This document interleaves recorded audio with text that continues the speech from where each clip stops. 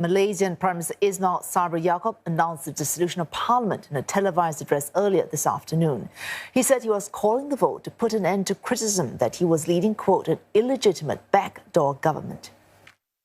Kebawah Duli Yang Maha Mulia Sri Paduka Baginda yang di-Pertuan Agong telah bertindak menurut budi bicara Baginda dengan memperkenankan permintaan saya supaya Parlimen ke-14 dibubarkan pada hari ini, Isnin 10 Oktober 2022. Saya mengesyorkan ketua-ketua kerajaan negeri, kecuali Kerajaan Negeri Sabah, Sarawak, Melaka dan Johor, supaya mengambil tindakan sewajarnya bagi membubarkan Dewan Undangan Negeri masing-masing pada tarikh yang sama. Once Parliament is dissolved, elections must be held within 60 days. The Election Commission will announce two crucial dates. That's, of course, the nomination day and polling day. Campaigning takes place between nomination day and the eve of polling day. National polls are not due until the third quarter of next year, but Mr. Ismail Sabri has been under sustained pressure to call for early elections from his own party, UMNO, which wants to capitalise on strong victories in two state elections over the past year. Well, that decision to dissolve Parliament comes despite pleas from the opposition to hold the polls after the November monsoon season. In late September, Malaysian weather officials had issued warnings about possible flash floods in most parts of the country over the next 2 months. Noor Farhan is standing by in Kota Kinabalu, a city in Sabah which has already been hit by floods. Farhan, do you have a sense of what people in Kota Kinabalu think about voting during or just before the official monsoon season?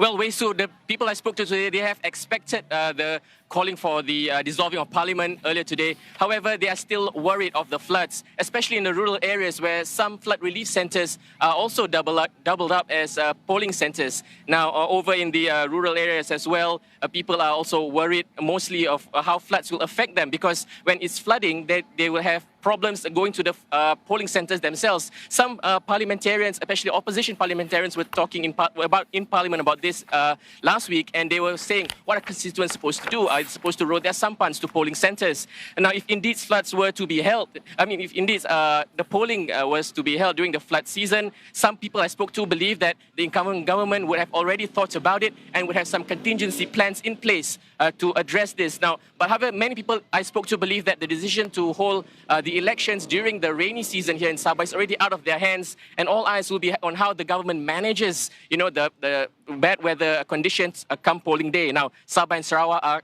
really kingmakers in the GE15 that's coming up, because remember, they have 25% of the parliamentary seats in Malaysia, and whoever they support would eventually go on to govern Malaysia eventually.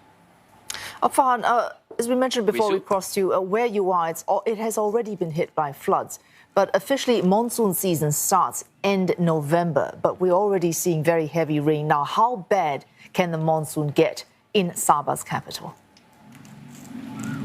Well, as you can see, families are up and about today in the city centre of Kota Kinabalu, but that wasn't the case yesterday because it was raining since the afternoon, and heavy rains, in fact, affected our plane ride from Kuching to Kota Kinabalu, which had taken about 1 hour 40 minutes. However, we were delayed and we were transferred to Labuan Airport for about 8 hours because the conditions were totally wet and we were unable to land in Kota Kinabalu. We only reached our Kota Kinabalu around 9 p.m. and we had to even change our hotel because the roads leading to our hotel were caught by flash floods from the rain, and therefore we had to change to somewhere which is nearer to the airport.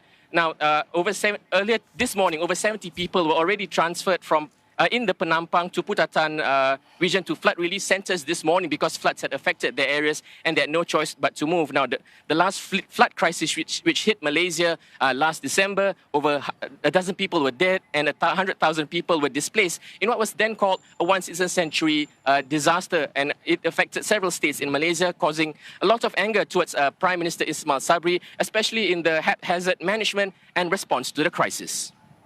Thanks so much for that. Noor Farhan reporting live to us there from Kota Kinabalu.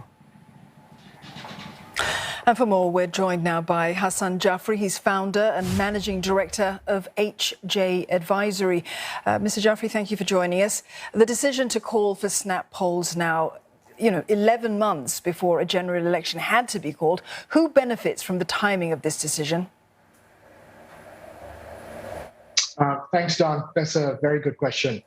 The conventional wisdom would be that the government in power believes that they have a better chance of winning the election than the opposition.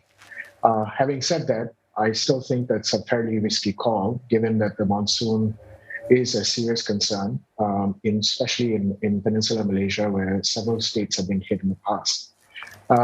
Having said that, what the reality is that it's a political decision. It's a decision taken by UMNO itself, and it has the consent of the king. Although he has expressed his disappointment in the current political developments, but it is what it is right now. I mean, the reality is, as you say, Mr. Jafri, that day will come. Polling day will be decided.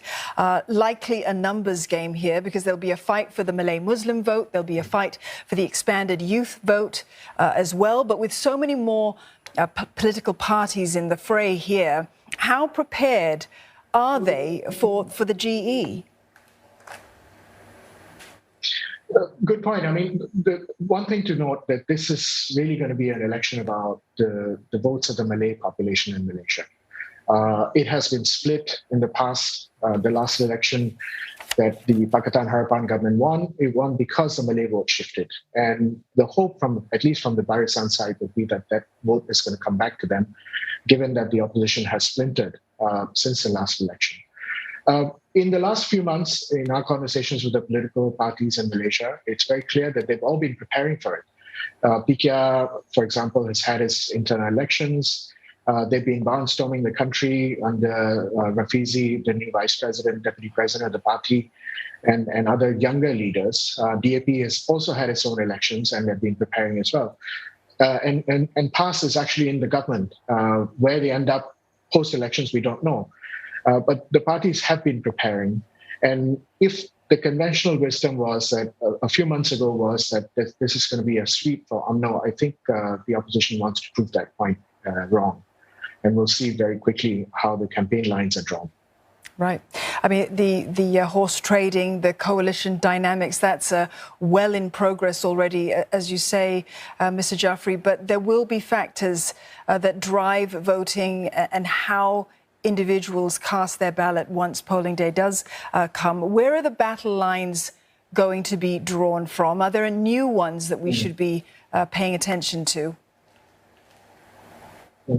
Well, I think the first thing is that the Malaysian population generally has serious political fatigue.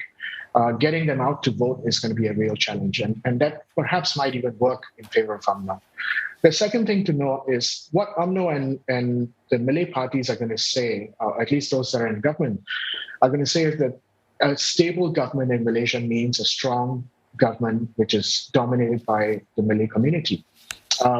The opposition's point of view is going to be focused on the irresponsibility about holding elections during a flood season and the economic challenges that Malaysians are facing. There's inflation issues, there are ringgit. The ringgit has weakened quite substantially. And really, the country hasn't really emerged from the pandemic at this point. The last election was really about the corruption allegations and proven eventually against Prime Minister Najib Razak. So corruption is still going to be an issue, but it's not going to be an issue that will drive voters to come out and vote. So do you think then that there may well be a clear path to victory for a BN coalition should they manage to cobble one together before polling day? There is a path to victory for all the parties in a sense that there are any party that has 30 to 40 seats becomes a very important player in deciding who forms the government. So whether it's PAS, whether it's the parties in East Malaysia and Sabah and Sarawak, I mean, those will determine, who eventually forms the government. Yeah. I mean, earlier we were talking a little bit about the expanded youth vote. They were a factor back in 2018, but are they sufficiently fired up this time around, though?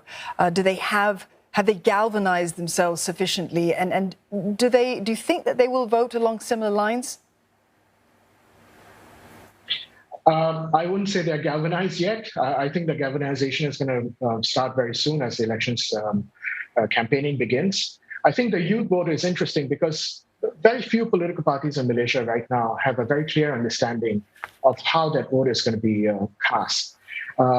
Generally, a lot of hope is given on the youth vote, but if it's going to be an election on election day, if you're going to have heavy rains or something, it's unlikely the youth vote is going to be out.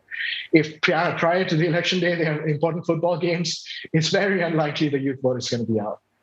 A quick final question for you, Mr. Jafri. The UMNO president, Ahmed Zahid Hamidi, he's been a very vocal voice wanting these elections, and now he's got this. Let's talk about what he wants to see. This issue of Malaysia returning to a dominant one coalition system again. Is that something that you think Malaysia is headed towards?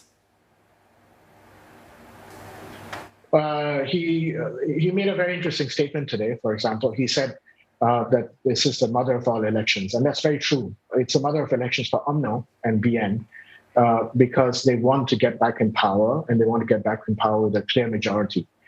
It is not necessarily an outcome that is given at this point in time, and I think that's something to remember. I think by and large we're going to end up with a coalition government of some sort. But a very clear outright majority is going to be very tough, given the political environment currently. Mr. Jafri, thank you very much for your thoughts this evening. Hasan Jafri there, founder and managing director of HJ Advisory.